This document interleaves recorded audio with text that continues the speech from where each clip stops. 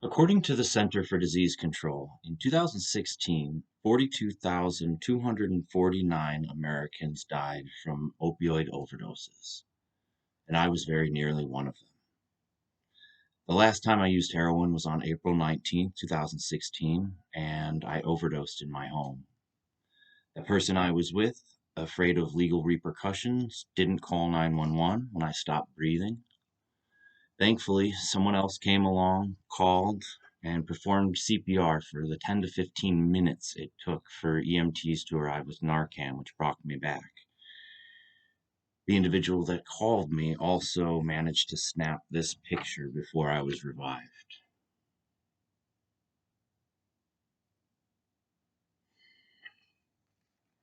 My bag had been adulterated with fentanyl, a synthetic opiate that's crept into most parts of the country, the Midwest being one of the most egregiously affected. I was one of the few lucky people to survive a fentanyl overdose, but people don't need to rely so heavily on luck. If Michigan follows the examples of places like Canada, Denmark, France, Germany, Norway, Switzerland, New York, and Rhode Island, and more, by implementing safe injection sites, we could reduce overdose deaths, reduce HIV and hepatitis transmissions, increase access to treatment, and improve public health overall. Drug addiction is real, and it's not choosy. Anyone is susceptible. People often develop opiate addictions after initially taking prescribed medication as directed, but our bodies develop tolerances and demand what the pharmacy won't provide. There are a myriad of reasons and avenues to addiction, but the why isn't as important here. It's the what that we need to focus on. And what's happening is people are dying, most often under the age of 54, according to the CDC. Safe injection sites are facilities that are overseen by healthcare professionals where drug addicts can intravenously use whatever substance they may be struggling with, and they save lives. In the case of an accidental overdose, the ideal medical personnel are on hand. According to a studies conducted by a team of researchers led by T.W. Levengood in Vancouver, British Columbia, there was a 26% net reduction in overdose deaths in the surrounding area of a safe injection site compared to other parts of the city. A similar study conducted in Barcelona, Spain, performed by Lawrence Gostin of Georgetown University, found a 50% reduction of overdose deaths spanning 1991 to 2008 in the areas surrounding safe injection sites, again, compared to the rest of the city. But the safe injection sites, these aren't just for the sake of the immediate safety of the user, they make the entire community safer. For example, you can pretty regularly find me picking up trash at various parks around Ypsilanti. And I'd say about half the time I find a used needle, often uncapped, sometimes by the playgrounds. With safe injection sites, we can effectively eliminate that problem. Without getting into all the gritty specifics, syringes are often littered by users when they're no good, meaning the point is dulled or has bent or some other logistical issue. If users are able to simply get a free, clean needle each time at a safe, legal location, there'd be no need to carry that same old needle around for weeks on end, only to eventually litter it. And providing clean needles does more than just prevent litter, though. It can stop the spread of diseases like HIV and hepatitis. Both of those diseases can even be spread from mother to unborn fetus.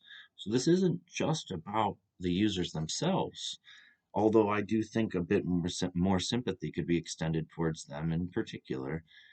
Um, Users have access to recovery resources in these facilities, something most trap houses don't provide. In a non judgmental atmosphere, addicts are presented with options, not ultimatums, and they usually respond more positively to those. One of the biggest concerns or arguments I've come across in regards to safe injection sites is that they would create more crime, specifically in the immediate area. And this is simply false. According to one of the studies I mentioned earlier, the one conducted by Levengood in Vancouver, crime abruptly and persistently decreased after the opening of the safe injection sites. Another criticism of these facilities is the cost. And here we find another inaccurate prejudgment. Safe injection sites reduce overall healthcare costs. They prevent communicable diseases and hospitalizations for all sorts of other reasons when drugs are done unsafely and illicitly. A cost benefit analysis run by Amos Irwin for a theoretical safe injection site in Baltimore predicted that it would create $6 million in savings annually to the city's healthcare system. It would cost the city 1.8 million to run the facility, but the facility functioning would save the city's healthcare system $7.8 million annually. So hopefully before you listen to any of this, you would have agreed with me that something needs to be done to address the alarming amount of drug overdoses in America and specifically in Michigan. My hope now is that you agree with me that safe injection sites are beneficial to both those struggling with addiction themselves, but also the rest of their surrounding communities. But just in case one recovering addict's take wasn't enough, I'd like to leave you with a statement from the Academy, the American Academy of Family Physicians. It states, the AAFP supports effective harm reduction strategies to prevent the spread of HIV, hepatitis C, and hepatitis B. They reduce the risk of death from opioid overdose and engage individuals in treatment for substance use disorders. Needle exchange programs and safe injection sites reduce the transmission of disease, do not increase the rate of substance use, and increase the likelihood that individuals will enter drug treatment programs. Such strategies may also provide additional health and preventative services to vulnerable and high risk populations.